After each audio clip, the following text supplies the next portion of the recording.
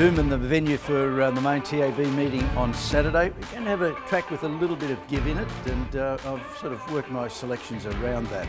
In race 4, I think number 6, Indispensable. He's had 2 runs since coming from Victoria. He was second at the Sunshine Coast and then at Ipswich on Cup Day, June 19. I thought he was unlucky. He had to jump from a double-figure gate.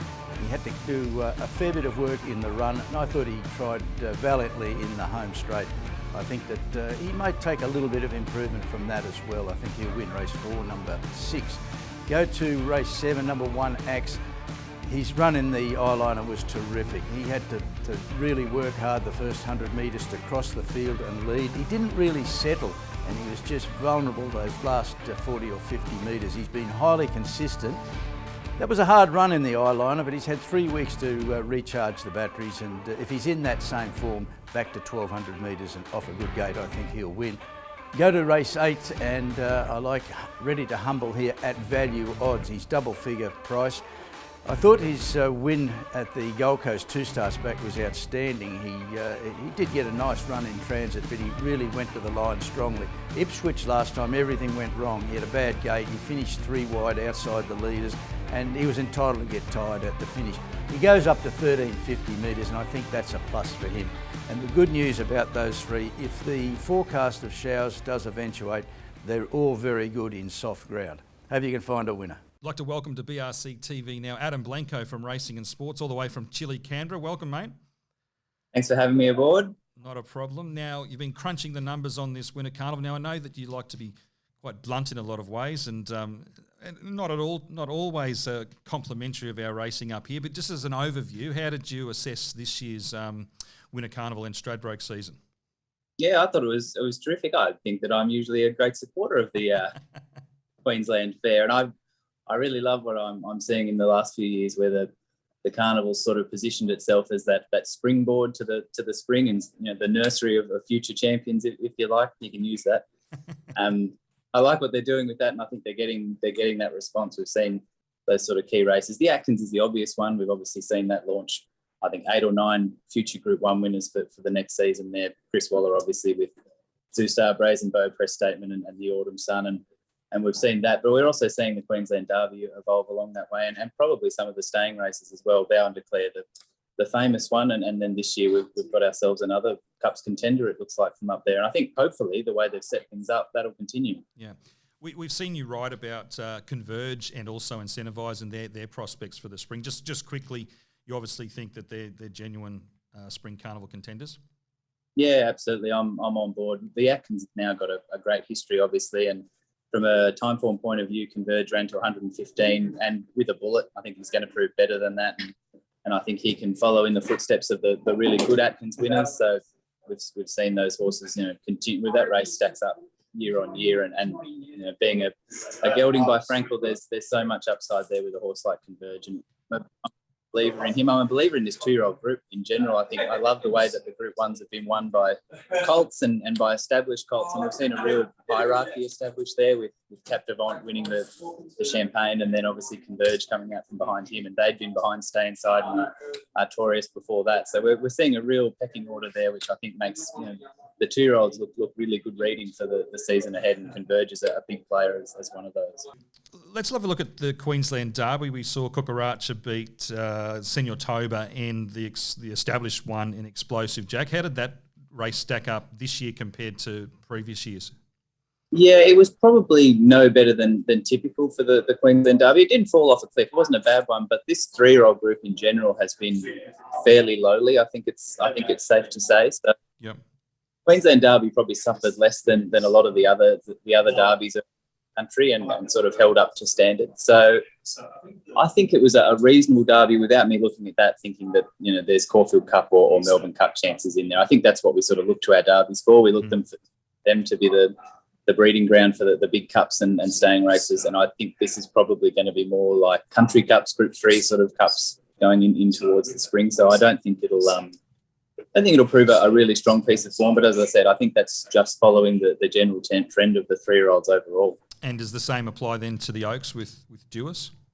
I think what we got with the Oaks in Queensland was a good winner of a soft Oaks. So I don't think there was a lot behind her, but I think the way that she dealt with them, it was arrogance, wasn't it? And she ran the sort of rating she ran, 110, or maybe even a little bit better than 110 up there, I think, and she'd run to that level in Sydney as well. So she's kind of established at that level. But the way she did it makes me think that she could be a little bit better than that and a little bit better than that race. So, okay, before Incentivise came along and stole the limelight, all the discussion was about Zaki up here. And so obviously his Doomben Cup number, I imagine, is going to be a pretty big one by comparison. But he had 3 runs up here for 3 wins. In your mind, how does that stamp him as a weight for age horse in the spring, and is Cox Plate favouritism realistic? I don't think he deserves favouritism on his own. I think he should probably sit alongside Very Elegant there. I think she's got plenty of runs on the board at a similar level to, we've seen her do it off slow tempos, fast tempos and different goings. But, she's, as I said, she's got the runs on the board. He's gone up there and gone bang in the Doomben Cup that fell apart around him, to be honest. But he ran the time. He did it in the Hollandale as well. And there's substance to that form, and we know that he's a good horse, and he looks at a slightly improved model in Australia than the one we saw for Sir Michael Stout in the UK. I say slightly improved. I don't think he's vastly improved, and he is a little bit older, and it's given that, I mean, he gives up some upside just through his years. I mean, it's unlikely. I mean, if you look at it through a statistical lens, it's unlikely that a horse like him is going to prove vastly better at 6, 7, and 8. And when you look back at a horse like Incentivise, he's not quite as good as Zaki yet, but being a 4-year-old and essentially still in his formative racing years, he's still got a lot more upside to come. Let's round up. You can take one horse out of the winter carnival here in Queensland in Stradbroke season. Which one is it?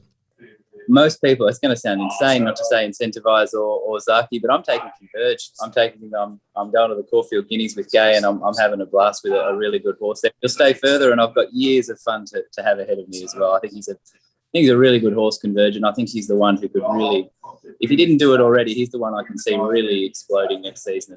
It's now my pleasure to welcome Daniel O'Sullivan from the Ratings Bureau to BRC TV. Thanks for joining us, Dan. Hi, Nathan. Mate, let's start by just doing an overview of the carnival. From our perspective up here, we felt like it was a pretty strong carnival here this year. What do your numbers say about, we know there's some standout performance, but the overall depth this year?